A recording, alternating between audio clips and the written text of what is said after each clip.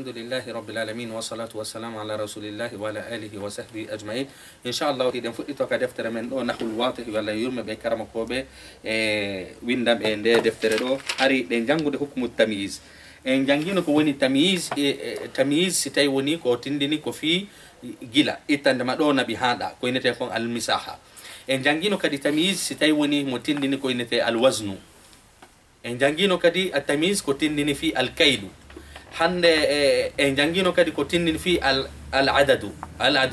hande inshallah en jangay ko ni tamyiz malhuz tay hejjutu ka darsu men fewndo janguno den tamyiz en innuno tamyiz no senditi didi ida mari at tamyiz inna do at tamyiz no senditi didi do ko en dartu o inni ko malfuz e malhuz malhuz koko wawla ka der ton tawata hidareni antigiri ko haray dum do ko tindini ko fi ko wiete kon tamyiz sabu malfuzon ko imma o wona tadullu ala al misahati hara ko tindindo ittiri ittande ma do nabi ha do madum hara ko tindindo fi al kayl ma hara ko tindindo al wazn ma hara ko tindindo al adad dido fo enen en jangino ko dido inete malfuz tamyiz malfuz sabu dido hare da reniridi gita maden misaha ittande ma do nabi do miyehi kilo inne mashaitu kilaini miyehi kiloji didi miyehi kiloji didi leydi ni hare ko leydi ko tamyiz misodi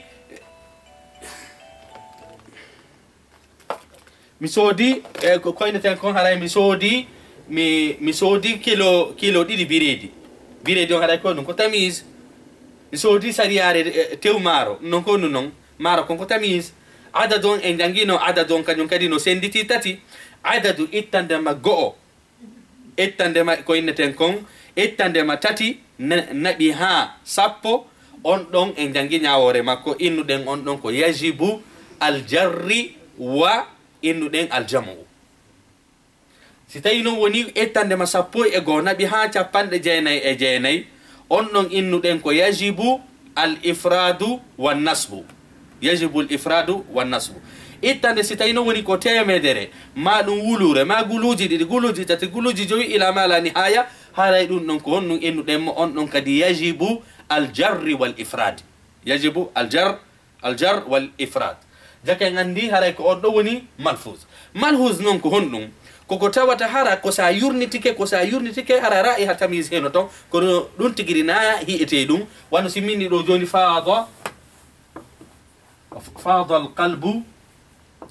sururan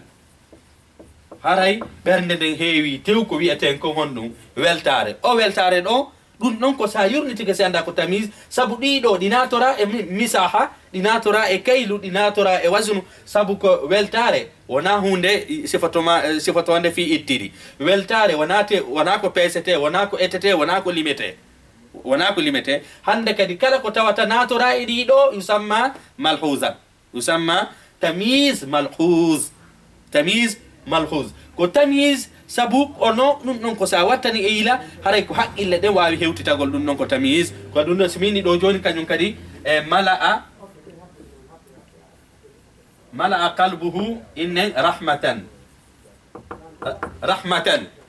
ɗo kañum kadi gonɗum ko tamyiz kono oɗo rahma natora ni ene misaha ni e kayl wasnu adad natora e ɗin ɗon ko ɗum ɗen woni tamyiz al malhuz mi anda sen faami donc التمييز ينقسم إلى قسمين ملفوظ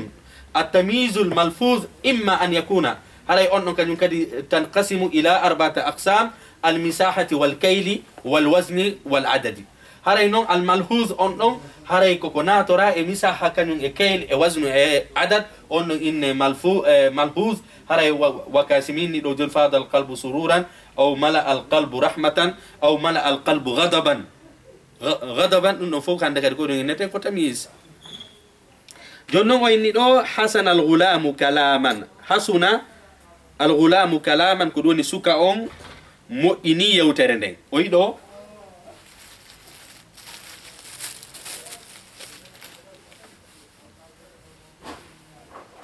وين لو حسن الغلام كلاما ويدو كلاما اندو كو كانكو وني تمييز سوكا موديني كونغول مي كونغول دو awawata inno kongol ko yewti ko fi ittiri wana sogonal e ko nande mudum awawata innude haala kan do ko firi ko etete ma ko pesete ma ko limete sabu haala na ko pesete na ko limete na ko o do inete ko malhuz ko tamyiz malhuzni tamyiz malhuz donc ene andi do kanyum kadi kalaman do hasuna fi'l al-mad al-ghulam وكان كون فاعل كلاما انما كو منصوب على التمييز منصوب على التمييز وين اعتذر الرجل قامة هري غوركو اون فوتو ديري دارنده غوركو اون فوتو ديري darnde nden kañum kadi konnu ko tamise darnde kañum kadi wona ko pesete wona ko etete wona ko ɗumannete ittiri goɗɗo innen ɗum ɗo kañum kadi ko winnete ko tamisul malhus kono daiman e wowlino wondema ka innuɗa ɗo hasunal gulamu suka o moƴƴini haala kan no mumaɗo honnum o moƴƴini ko doleke makko o moƴƴini ko konngol makko ngol o moƴƴini ka ko honɗum adduɗa ɗo ko kalaman on faandiɗa koko ɗum waɗi ɗo daiman tamise woni ko o malfus woni ko o malhus yubayinu almubham o firante wondema hunde mumande woni noon ko o malfus woni ko o malhus daiman tamise kañum ko honɗum siɗa faala sendidirde tamise e ko heddi kon ko ya ndaaro ene nde inde ɗo no faami ka famaki nde famaki sabu simini hasunal gulamu haray suka on moƴƴini o moƴƴini on ɗum ka innuɗa lan ɗo ko o moƴƴini konko ɗum ɗo woni tamise huwa kalaman ɗo kande kadi ko kanko woni a tamise اعتدل الرجل قامة غوركم فوتونديري كو دوني دارde الفيل وموبا بان اكبر من الجمل جسما هراي هيمبا بوري ngeloba jandugol bandu jisman non do kanyum kadi konnu ko tamise jandugol bandu do hino pesetake dum non kanyum kadi haray ko inete ko tamise al malhuz ويني دو الحرير اغلى من القطن قيمة هراي تونتي حرير دي no buri sattude coggu e di ko dum woni hottollo hino ɓuri sattude qimatan ɗo kañum kadi ko num qimatan ɗo kañum kadi ko inneten wondema haray ko tamise ko num waddani ngaldamal ɗo ko yetagol en innino wondema si tawi woni tamise on mo tindini fi misaha ma mo tindini fi kayl ma mo tindini fi alwasnu ɗiɗo tati en jangino ñawoje ɗiɗo tati si tawi woni tamise on ko ɗiɗo tati yasihhu haray hiɗa mari façon ji tati no yewtirta oɗo ɗa wawi yewtirdemo bittamise ɗa wawi yewtirdemo bil idafati ɗa wawi yewtirdemo bil jarri bi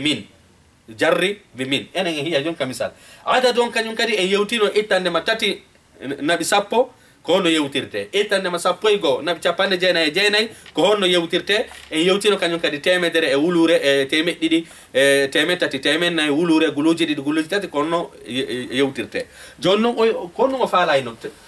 ɗiɗo fof kañum ɗiɗo tati hino sella ya wowlu façon ji tati no haalirte adadu on kañum ittandema tati ha sappo hino woodi no yewtirta wana no hirnoɗe noon ka darsuji amma si tawi woni tamise on ko malhus sellata si wona none wotere pet sellata ko be o ara mufrad mansub ko yo wonu mufrad mansub mufrad o yi ɗo ko mo mufrad min naali ɗo hasunal gulamu innen wondema mi addi ɗo jamu daiman ko mufrad darta ɗo oɗo be o wona mufrad o wona kadi kadi mansub hara sellataɗo mino hasuna gulamu kalami kalami mi waɗama mudaf e mudaf ilay sellata ko mandi totoɗen ka darsuɗo at-tamyizu idha kana malfuzan wa dalla ala al-masahati aw al-kayli aw al-wazni yasihhu ثلاثة أوجه فيها بالجر وبالنسب وبالإضافة وإذا كان العدد فيه تفصيل من 1 إلى 3 هريدونكو يجب الجمع والإضافة إذا كان من 11 إلى 99 يجب الإفراد والنصب وإذا كان 1000 أو 100 هريدونكو يجب دونك ينكدي الإفراد والجر هذا الإفراد والجر أما إذا كان ملحوظا فيجب الإفراد والنسب كدونغ ينسب التمييز إذا كان المميز ملحوظا إذا كان المميز ملحوظا ستاي إند ممان ندلو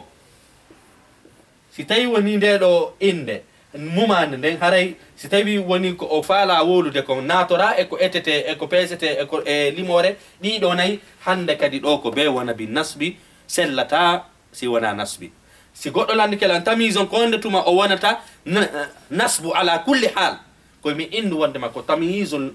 almalhus tum wonata bi nasbi ala kulli hal haray si ko tawi woni ko tindindo almisahati awil kayli awil alwazni no sella façon ji tati si tawi woni ko adadu haray ittandema gooto ittandema tati nabi ha ko wiyeten kon sappo haray ɗon haray no mari ñawore ittandema sappo e goo han capanɗe jeenayi no mari ñawore temedere kañum kadi e ɗuma no mari ñawore haray mi sikki tun en faami ko enete kon a tamise hande enen gayni damal ko woni kon a tamise ko on ɗum mi manditoto ko tamise no sendita pecce ɗiɗi malfuse koko wowla tawata an tigiri heɗa faami malfuse koko wattanta e yila yiya joni noon malfuse on kañum kadi no sendita nayyi ko imma o tindina fi ko ɗum innete embere ma o tindina fi ko etete ma o tindina fi ko pesete ma o tindina fi limore kon ɗon inete malfuse amma malfuse on noon ko hunde nde tawata natora e ɗe ñawoje ɗo oɗo noon haray yajibu fihi nasbu yajibu fihi annasbu ala tamise haray mi sikki tun en faami oɗo darsu ɗo kañum kadi haray hiɗen hatta ɗo e o darsu men ɗo wassalamu aleykum wa rahmatullahi wa barakatuh